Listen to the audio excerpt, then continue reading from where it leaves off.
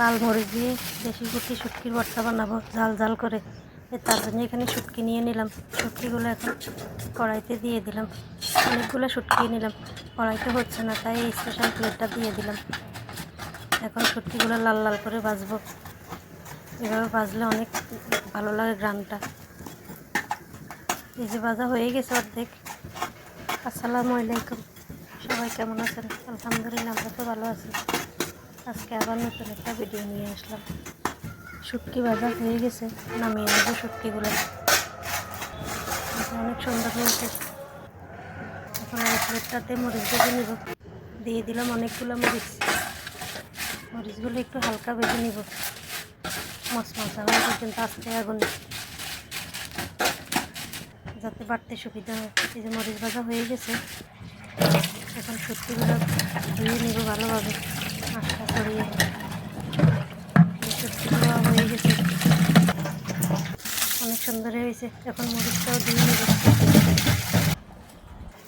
এখন বাটির ফালা। এই যে এখন পাটায় নিয়ে নিলাম মরিচগুলো আগে পিষে নিব।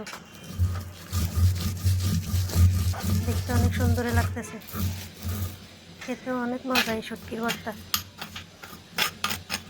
এই মরিচগুলো একবার বেটে নিলাম, এখন আবার একটু মিহি করে বেটে নিব। মরিচ বাটা হয়ে গেছে, এখন শুটকিগুলো বেটে নিব। কাঁচা পেঁয়াজ দিয়ে বাটবো।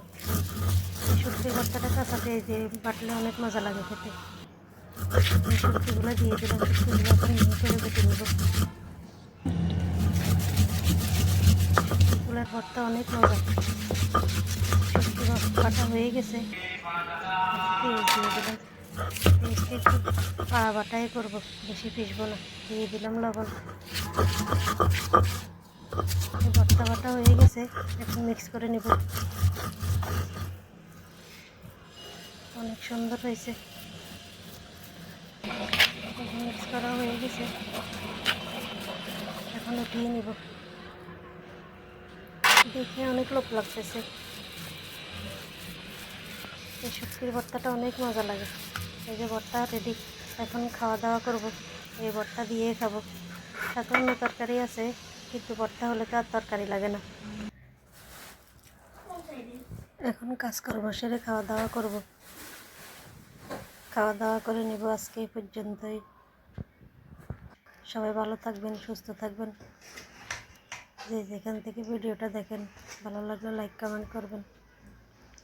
আল্লাহ হাফেজ। সবাইকে অনেক ধন্যবাদ। আসসালামু আলাইকুম।